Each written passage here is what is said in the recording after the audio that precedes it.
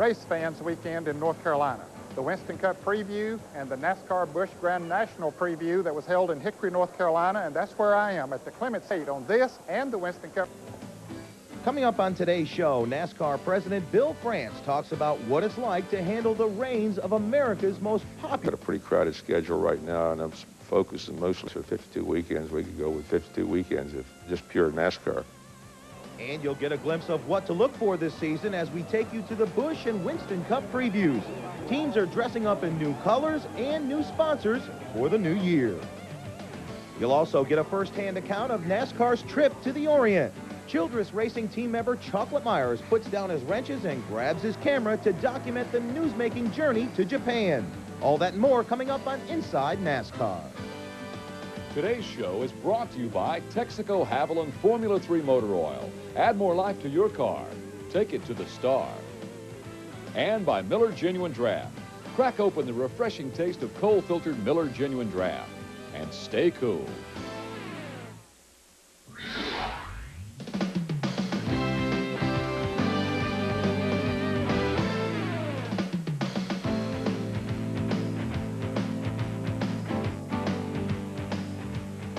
Part of the festivities here in Hickory, North Carolina is an auction to raise funds going on. NASCAR has just come off of its best year ever in 1995. I think every division of NASCAR did have its best year, and certainly they're looking forward to 1996. And much of the reason for the success that NASCAR has had is its leader, Bill France Jr. And recently, when Randy Pemberton was in Daytona for some of the tests, he was able to sit down and talk to Bill France, and here's part of that conversation. NASCAR Winston Cup stock car racing has been hailed by many as the fastest growing sport in America today. Since its beginnings in the late 1940s, the National Association for Stock Car Auto Racing has been guided by two men, the late Bill France Sr. and Bill France Jr., the current president of NASCAR. 1995, you just come off probably how do you propose you look at the state of the sport right now? It's certainly growing and doing well. Well, I think it's very good. You know, we launched our truck series this year, and that was, as far as we were concerned, by whatever measurement anybody wants to use, we think that was a very successful launch, probably the most successful launch in the history of motorsports as far as a brand new series is concerned. The other divisions did fine. We were very well pleased with the Busch Grand National turnout, for instance, then at Homestead at the end of the year. And the Winston Cup kind of, you know, speaks for itself. We had a great year and got a new champion. He's going to be very popular in years to come. Already is now, but more so. And he'll do a good job representing the sport. There is no doubt that Winston Cup champion Jeff Gordon will be good for the sport. His stature, style, and persona are appealing to the broad mix of fans that find their way to Winston Cup races each weekend. But Gordon's domination of most of last season while sitting in a Monte Carlo that apparently has the other makes of cars outclassed in terms of aerodynamic numbers has given more than a few journalists something to write about, lots of fans something to talk about, and Bill France a lot to think about. How do you, at NASCAR, keep the rules and the parity? What do you have to do? What does it entail to make sure that you keep the sport and have the parity involved with the three parties or the three manufacturers? And how important is that to the competition and to NASCAR? Well, you continue to work on it. I mean, you have to try and develop the rules that will accomplish that. And then having the rules is one thing. Now you got to police the rules, and that's where the enforcement comes in. And so, no, it's important, but I don't know that it's any more important in motorsports than it is in any other type of sport. Horse racing, you've got less that you can't do much to a horse, you know, but they do adjust the weight of the jockeys by way of, I guess, lead in the saddles and so forth, so that the weight's basically the same. In the team sports now, they're trying to do it, i.e., you know, the amount of revenue that's available, assuming that the guy with the most money can hire the best players. So they're trying to put some caps and so forth like that. So I think it's important that, you know, to see competition. The colleges do the same thing. The small schools, they're in one classification, and the bigger schools are in another class. So everybody has that same problem. One other area of constant conversation in and out of the Winston Cup garage area these days concerns the multi-team owners.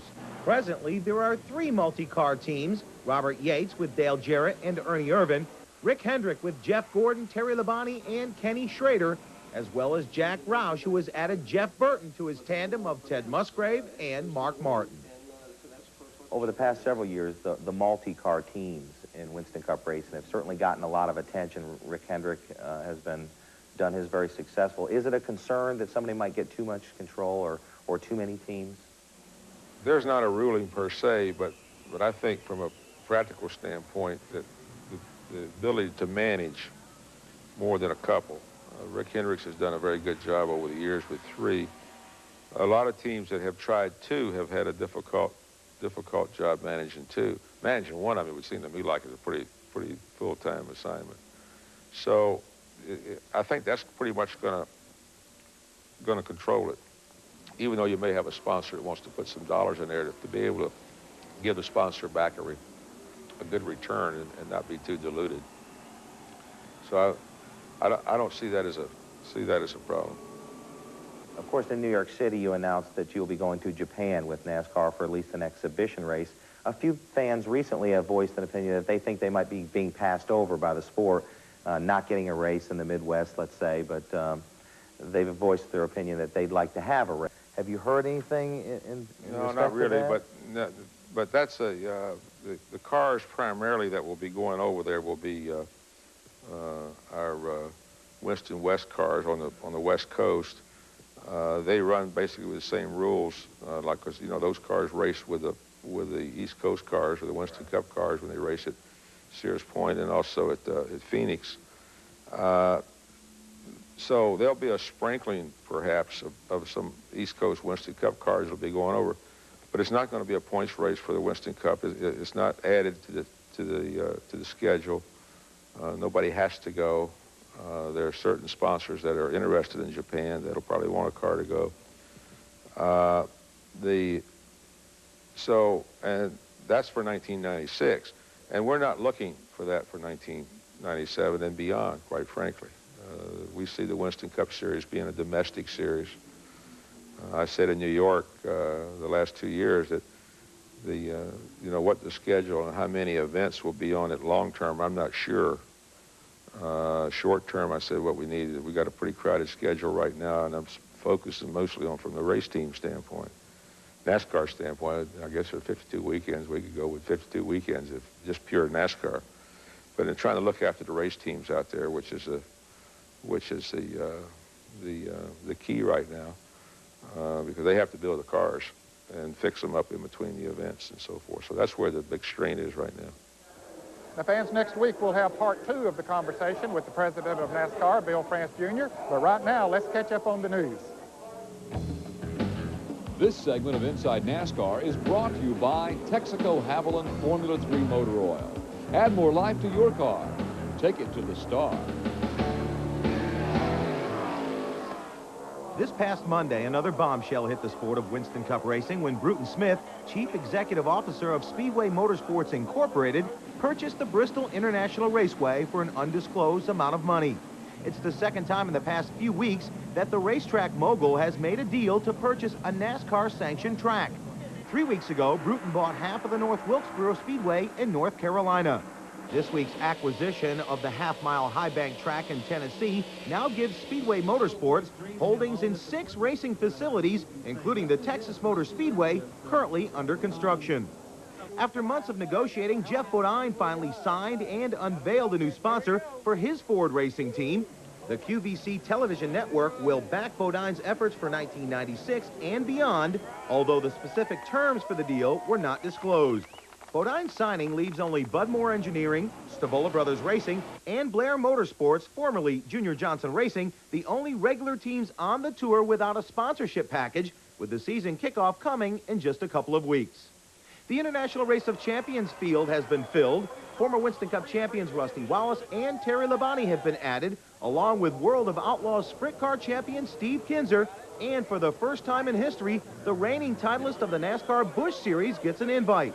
Johnny Benson will round out the 12-man roster. The first of 4 races in 1996 will get the green flag February 16th at the Daytona International Speedway. In other news notes, R.J. Reynolds has announced a $500,000 increase in this year's Winston Cup Point Fund, bringing RJR's year-end payout to a cool $4 million, including a $10 million per race bonus if a current point leader can also capture the checkered flag. In the drivers department, Canadian Randy McDonald has announced that he will compete in this year's Winston Cup Rookie of the Year race alongside Johnny Benson Jr. And Mark Green has announced that he will compete on a limited Busch schedule in 1996. Mark is the brother of both David and Jeff Green. We want to start out slow, and as we gain experience together, we'll grow together. We'll get more competitive, and we're just going to get set for our full-time schedule next year and the following through running this limited schedule. The 1995 Winston Cup to reunite with his old partner. Wilson will team up again with Harry Ranier, who is starting a Busch team with USAC standout Tony Stewart as the driver. Wilson and Ranier were a potent combination in the 80s and hope to move back into Winston Cup in '97. Folks, we'll take a short break, and coming up is former NASCAR Busch Grand National champion David Green, so don't go away. I miss Bobby and all those guys a great deal. But, you know, it's a new era now. Bobby's doing his own deal for a few races, and it's time for David Green to go on.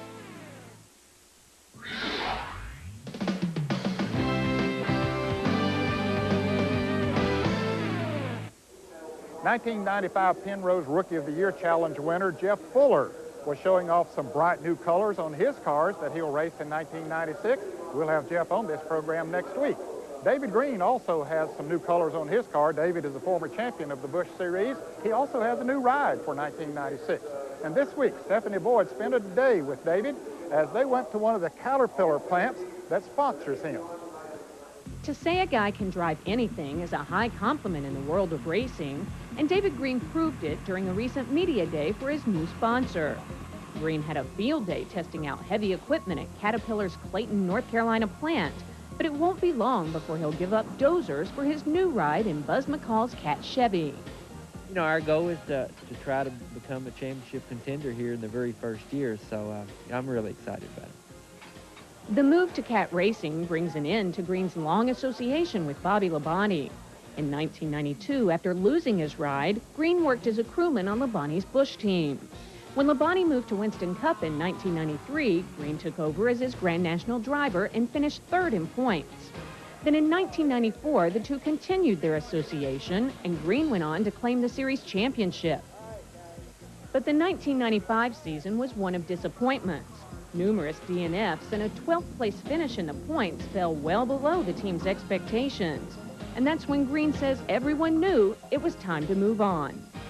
I think it was, and again, Bobby, Labonte, and even myself, and even the Slim Jim people, I think we all worked together so we'll have such a good time. And it was like a family for me that we wanted to keep on doing it. You know, looking back, and again, hindsight is bad to look at, but you know, after winning the championship, it should have been time to go. Again, those people provided me with championship stuff, championship support, and we did it. And I think after that, we should have just kind of went on, and that was my initial plan. And last year turned out the way it did, but you know, it's nobody's fault. I feel like that I was a smarter driver, learned a whole lot, did a better job behind the wheel. Each one of those guys I know did a better job because, hey, anytime you lose motors and lose little things that happen to drop us out of races and come back on Monday morning at the shop and have a smile on their face and go to the next race and sit on the pole, run really well till something else might happen, that's the makings of a championship team. So, you know, I think it was time that we all made a change, and it was tough for me and it was tough for Bobby, but, you know, we're better friends now than we ever have been. If things go as planned, Green and team owner Buzz McCall will join Labonte in the Winston Cup ranks in 1997. They plan to enter a handful of Cup races this season, but will concentrate their efforts on Grand National and trying to build a solid first-year team. You know, the biggest thing is the American Equipment Racing team in the past has not run a full schedule. And besides last year, they had different drivers. And, you know, I really felt for all those guys. You know, now they can really settle down, have a comfortable feeling and a long-term relationship. Because hopefully David Green will be the only driver they need and will want to have. And Caterpillar's here for the long haul. So we're going to try to make those growing pains as little as possible and speed that process up, because I'm going to come out of Daytona with a good race. But we all know you can win a championship without winning Daytona. But, you know, we need to do the best we can. That same philosophy applies to keeping his sponsors happy. So the next stop on Media Day is the Caterpillar plant with its hundreds of workers and race fans. Of course, everyone wants to meet the new driver and to get an autograph. And Green is only too happy to oblige as he makes his rounds throughout the ranks. By taking over as the driver for Cat Racing, there are certain obligations Green has to fulfill. And that means tours like this one are just part of the job. But time with the sponsors means time away from the shop. And even though Green doesn't have to turn wrenches anymore, he still likes to get his hands dirty. And I think the part that bothers me the most is once I'm away from the car and the team, and I did this with Bobby's team, is the sponsor commitments got so many because of the championship that I was able to miss some time in the shop. And I just felt like those guys were thinking, well, what's the driver doing? He's off doing something, playing work on him. I know how hard it is. I know how cut fingers are and a lot of nights at the shop and not much family time. I don't ever want the guys to think that I'm getting out a little easier. So I think I'll always be hands-on. That hands-on experience may just help set David Green apart. He understands how the car works, and as they found out in testing, can communicate that to his new team. It also helps him relate to the fans, like the employees he met at Caterpillar. It's not hard for them to identify with each other, and they share the same desire to be the best. With Caterpillar, just seeing what they're all about, their theory, their motto, their everything, the sky's the limit. I know I'm hungry as ever to get in victory lane and get back on a championship. Buzz McCall is a championship car owner with Trans Am and wants to do that in NASCAR, Busch Grand National Series Racing.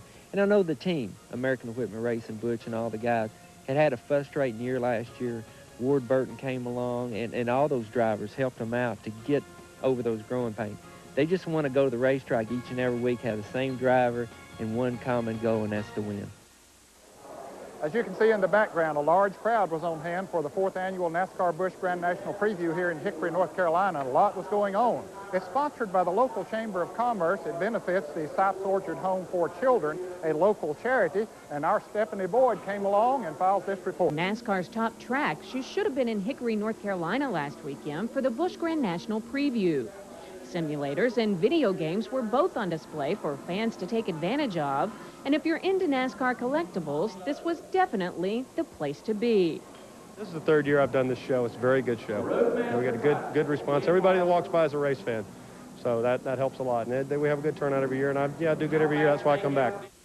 But the main reason these fans come out is a chance to meet their favorite drivers and to score a few autographs.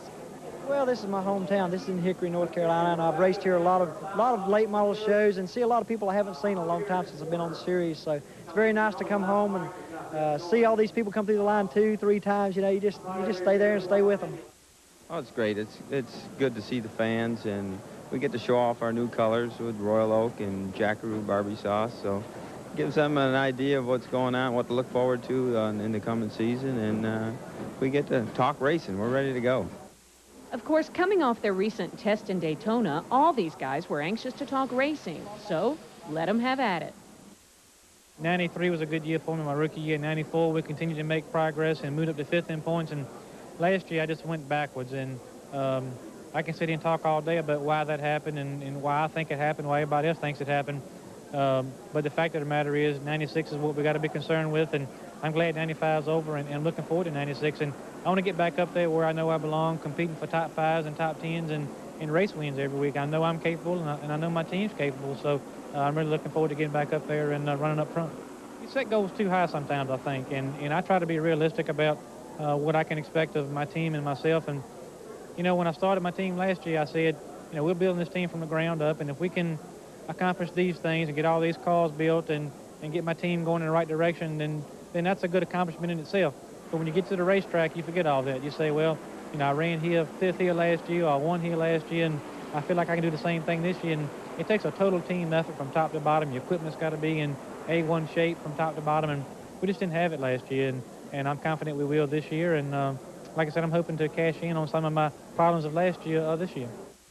I'm going to take it at my pace. Of course, there's a lot of pressure. He's doing well, but he's also opened up doors for me. The better he does, the better it's going to make the Sattler name in racing, and better it's going to give me more chances. So we're going to go into Daytona and root for him and hopefully have a good run, kind of like he did at Homestead. And just the better he does, I feel like it's going to do more doors for us. And I just wish him the best of luck, and hopefully the things will come true for me too. I'm ready to go. We've been testing, and we've been real good. We went down to Daytona and tested, and we ran real fast down there, and we feel like we got a few more things we can pick up down there. And we're going to Richmond to test here Monday and Tuesday of next week. So we're ready to go. You know, we know we got to get some experience and finish these races that are coming up, and that's all Ron's asked of me, is to finish races. So the pressure's, you know, just there for that. It's not but we're going out to do the best we can each race too. The more I'm here, the more I feel a part of Busch Grand National Racing. When I first come into the picture, it was a struggle, and I mean, I've been very fortunate to have the owners that I have to stay behind me, to go through that learning curve, and now, you know, with the support of Royal Oak and Jackaroo, we're just excited about a strong season. I'm real happy. You know, we've just got great support with Royal Oak. They've been a big part of taking that next step, you know, to where I feel we can be very competitive for the championship. And we're just very excited. Everybody's working hard. You know, all the teams are working hard on the off season. And it just, you won't know until the race season starts, but put my money on Team 34. Well, it really makes you appreciate to be with a good team. You know, last year I was with the Alliance team, a great bunch of people, and things just dictated where they need to do some other things, you know. So, you know, now that I've jumped around a lot of trucks, a lot of different things at the end of last year, things have really come about, you know, with Lipton coming on as a sponsorship and stuff, and made a first-class, you know, union for the team right there. But first, Setzer and all the other drivers who turned out made a big impact on the thousands of fans at the annual Busch Preview. We raised tons of money, and I'd like to thank all the fans that showed up and supported Sipes Orchard Home. And that's really what this event's about. But it's also to honor the fans, too, and the drivers get to come out, and they're all super. They were all very cordial with the fans and signed autographs for hours and hours, and kind of wrapping it up now, but we had a very successful event again this year. And if by chance you didn't make it, don't worry, there's always next year.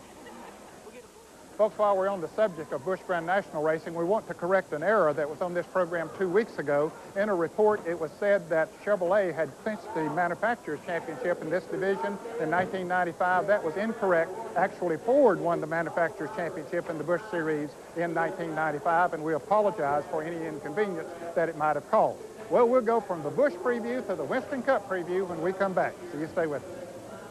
First time I got a chance to sign pictures of my new car and you know, greet all the fans and talk about the new deal with the Wood Brothers. So got a big smile on my face all morning. It's been a lot of fun. I know we're raising a lot of money for a great cause, and just glad to be a part of it.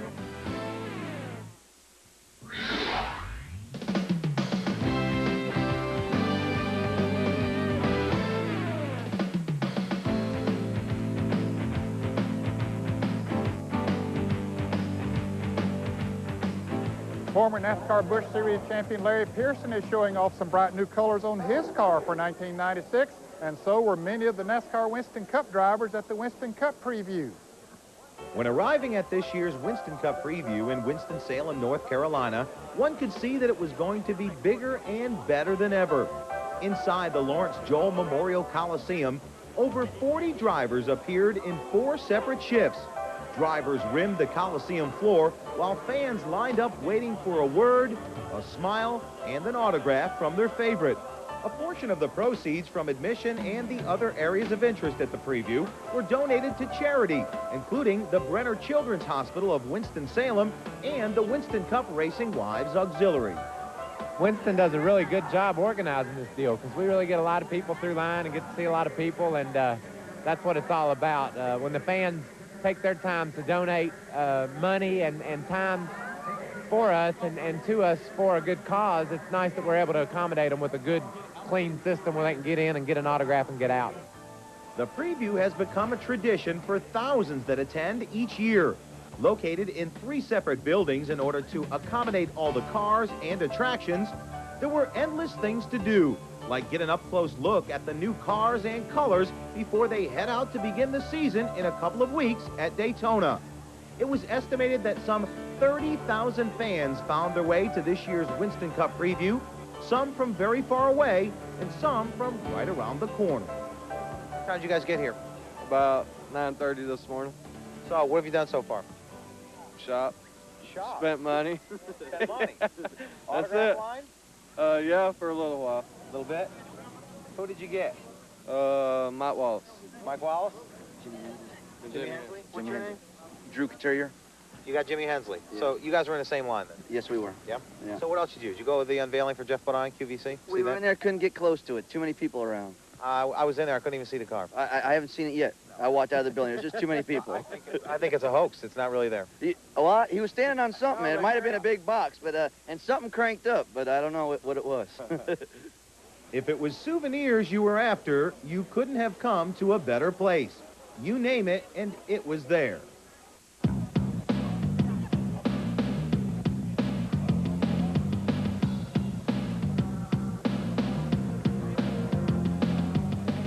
Not everyone was thrilled about being there, but most were having the time of their lives, including Mike Wallace, who tried to make a couple of sales from the new home track collection of furniture available at, you guessed it, Heilig Myers. Live at the preview, new edition, chair, through Heilig Myers. Look here, it even works like a recliner does. When you're all laid back, ready to get going, of course, you got to come over to your toolbox here, pull out your beer cooler. I think this is a Red Dog or Miller Genuine Draft from what I'm told. Then halfway through the event, you get over here in your checkered flag chair. Be ready for the last 5 laps. Got your champagne you're going to shake up when you win. Day's tough. Come back, kick your feet up on the coffee table. Day's over with, you take a stroll in the bed. Tough day. But if it were one-of-a-kind items you were after, the auction on the main floor of the Coliseum was where you wanted to be. There were hoods and fenders and noses and Richard Petty tires and crew shirts, not to mention a driver's uniform or two. All you needed was the money to make the deal. 325 to the now 50 once, twice. $350 now half. Sold him $325. Even the drivers were able to do a little barking at the press, as a press conference room was set up for question and answers from some of the sport's best. And the topic was once again parity in Winston Cup. Again, I hadn't been to Daytona. I hadn't asked for any concessions. You got a microphone, pick it up. The measurements by the measurements so far. We built ours by the rules. Yeah, it's the same thing, and that's what I'm saying. They built their cars. Hold on. Here's what I'm saying. They built this car, and he'll tell you.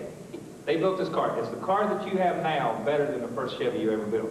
The first Monte Carlo. First Monte Carlo. Yes. Okay, and that's what I'm saying. We're still in the development stages. These are the first super speedway Pontiacs that we built.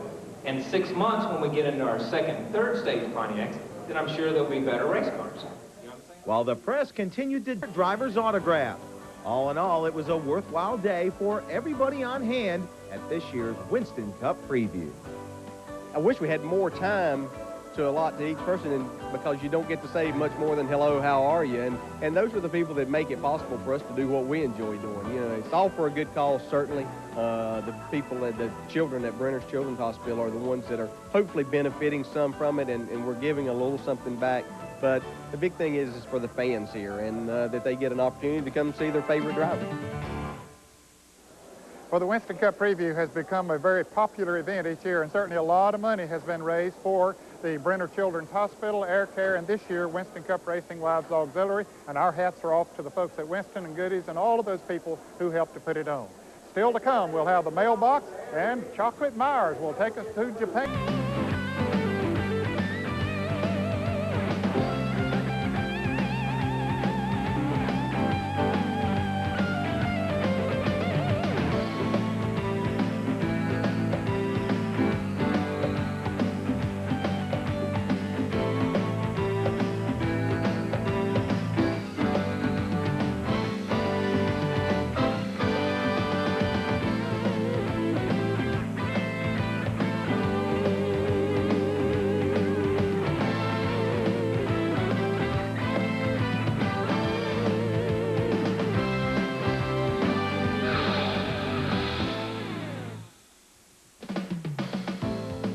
The Inside NASCAR mailbox is brought to you by Miller Brewing Company. Today's question comes from Josh Lee of Hampstead, North Carolina. Is there a particular side of the fuel cell that you put the gas pickup on? Is it according to different tracks, or does NASCAR require it on the same side each race? Josh, that's a good question. On most oval, well, on all oval tracks, we put the pickup in the cell at a right rear corner. The reason we do that, as the fuel load goes down and the car is in a, well, the momentum of the car is throwing the fuel to the right side of the cell anyway, we find that in the right rear corner is the most efficient place. And NASCAR requires that we put it in that position too. So on road courses, we'll use either a dual pickup or a pickup that will pick the fuel up in the middle of the cell. That's a good question. Thanks, Josh. If you have any race questions, write to us at Inside NASCAR. Post Office Box 240417, Charlotte, North Carolina 28224. If we use your question on the air, you'll receive this embroidered Miller Genuine Draft Jacket. You'll also receive one of the 1,500 numbered and signed copies of Rusty Wallace Racer and a calendar. For information on either the book, the calendar, or the combo, call 1-800-RACER-70. Every NASCAR Winston Cup fan knows who Chocolate Myers is. He's not part of the Inside NASCAR team. He's Dale Earnhardt's gas man, but he'll be part of our team when we come back. He went along with Dale Earnhardt to Japan recently, and he'll file a report for us. Here comes Dale Earnhardt on the first lap ever made at Suzuka.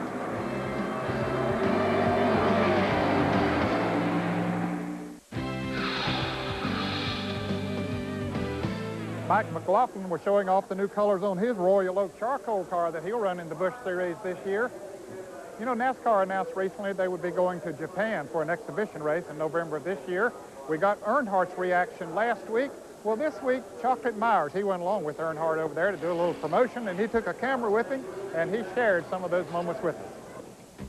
Here we are at the Winston-Salem Airport, 7 o'clock Wednesday morning, getting ready to take about a 25-hour trip. Robert Scott's getting the last little bit of sleep he can get before we leave. Now we're at Atlanta Airport, getting ready to catch the JAL 747. We're going to be on it about 14 and a half hours. Richard and Dale checking in. Now we've landed in Tokyo. We've been flying for 15 hours, so while we're here, we're going to have a little entertainment. We're going to watch the local sport. These guys look like a couple NASCAR officials. I don't know who wins. I really don't know how they play the game. This is our hotel in Suzuka. It's right across the street from Speedway. It's really nice. The doors are a little short, but other than that, it's really nice. Here we are at our breakfast buffet. It's not like at Shoney's. I don't know what a lot of it was, but I tried it anyway. We also had an American line. This is standing in the garage area looking down towards your first turn. This thing is really big. It's a long way from the garage area to the first turn. Here's our Kodak buddies, and I think this is a Japanese baseball team. It's definitely not the Atlanta Braves. Here's Dale coming in, getting ready to go out and make a few laps. The garage area was pretty nice over there. It was open on the front and back. It's the first time anybody had ever been over there, so we really didn't know what to do. We used mostly our Watkins Glen notes. The track is mostly right-hand turns, and we kind of went with that. While the track's about 4 miles long over there, we're only going to run a portion of it. I think what we're running is a little bit less than 2 miles. Here Dale goes out now to track. Here comes Dale Earnhardt on the first lap ever made at Suzuka.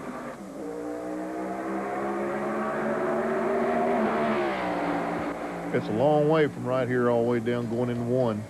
And you seem to be really running fast. I don't know what the speeds are there, but they're pretty good. Here's a lot of the Japanese fans. They came in on Saturday and Sunday to see what was going on. The amusement park's beside the racetrack, and they could kind of look around, walk through the park, then over to the Speedway. A lot of families there, a lot of children were there. Here I am standing in the garage area shooting outside. The fans were very polite over there. They watched everything we were doing. They were very interested, and they really liked to hear the sound of these NASCAR engines. Nobody in Japan right now knows very much about NASCAR. Maybe these children grow up and know a lot about it. While I was there, I ran into a friend of mine, Kenji Mamoto, who's from Japan. Kenji grabbed the camera for a few minutes to make a few shots of me, giving a few autographs to some of these children.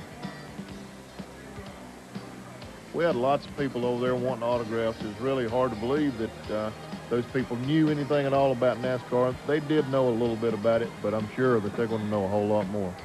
This is a big screen TV they had set up. You could watch the cars all the way around the speedway.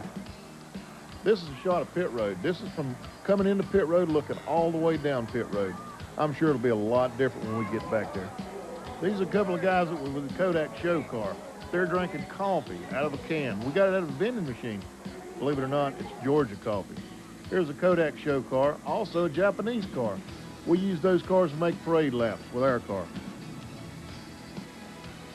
Scott Robinette, Robert Scott working. This guy here, big race fan. I called him Rusty Wallace. He didn't know whether he was for the 2-car or the 3-car. Here we are standing on the racetrack. We lined the cars up for the national anthem. I'll tell you, the fans over there are really great. Dale's coming out. They're giving him an ovation. Gave him a big bouquet of flowers. Waving at the fans. So when we had to talk over there, we would have to talk in English, and our translator would have to get up and translate everything into Japanese.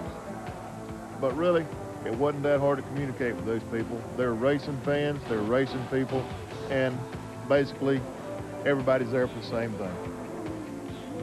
Here's our big pit stop. Here we go.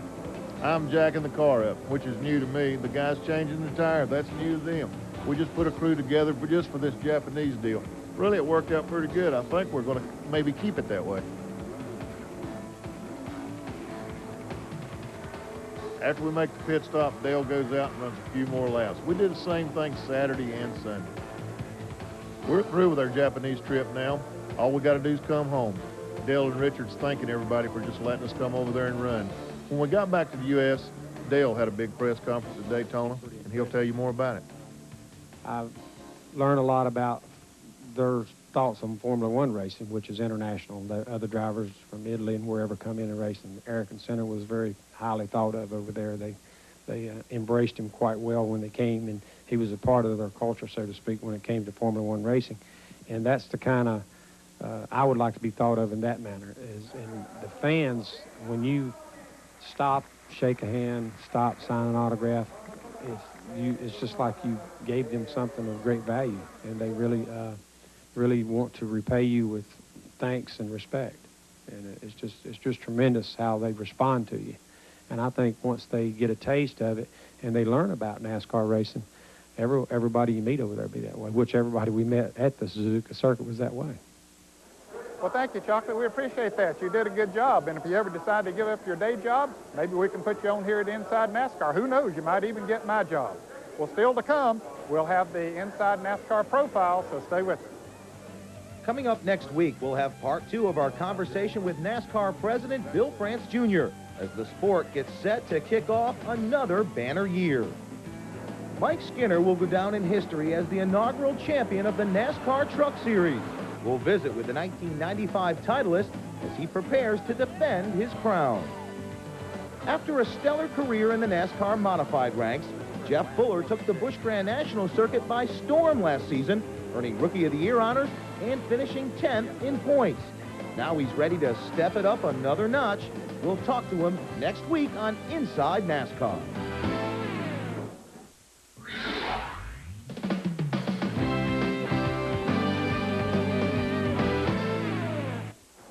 Butch Stevens might not be a household name to race fans, but rest assured he is well known in the garage area and to all of those who work within the NASCAR Winston Cup Series. He provides many services to these people, and he is the subject of this week's Inside NASCAR Profile. Karen Pappas has the story. You've seen them rolling up and down the highways. They're hardware stores on wheels that travel from track to track, helping outfit race teams with an inventory of parts that keep race cars in competition. This is the fellow that started me in racing. That's Gave right. my first used parts. So gave him his first used parts to go to Daytona to sell. He come in and pick up truck, no, a little box cube van, and started, give him a bunch of used parts. He worked 3 days cleaning them all up, cement right out here in the grass is soaking. But say a team forgets something back at the shop. Is it likely they'd find it on a BSR truck? We go from a piece of chalk to a crayon to a full suspension item for a spindle or a hub for a race car. And stopwatches, batteries, anything. You're a hardware store on wheels, what it amounts to. Over the years, as the sport of auto racing grew, so too did Butch's business. In the past 14 years, he's gone from a one-man used parts operation to a staff of 22 with operations in North Carolina and California. Not to mention, his trucks now travel with a variety of racing circuits throughout the country. It's sort of like a dream come true on my end of it because I was always interested in the parts and the chassis end of it. And with a lot of good friends, Bill Elliott, Mark Martin, they've helped me a lot through my career and things that we've done, and it's worked out very well. Well, folks, I'm afraid that's all the time we have for today. Hope you enjoyed the show, and our thanks to all the folks at the Catawba County Chamber of Commerce here in Hickory, North Carolina, for allowing us to visit the Busch Preview this year. We'll see you again here on TNN for more on Inside NASCAR.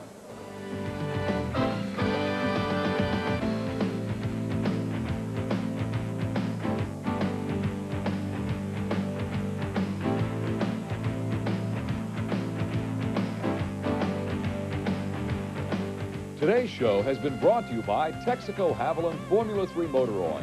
Add more life to your car. Take it to the star. And by Miller Genuine Draft. Crack open the refreshing taste of cold-filtered Miller Genuine Draft and stay cool. Drivers, race teams, and race fans, now's the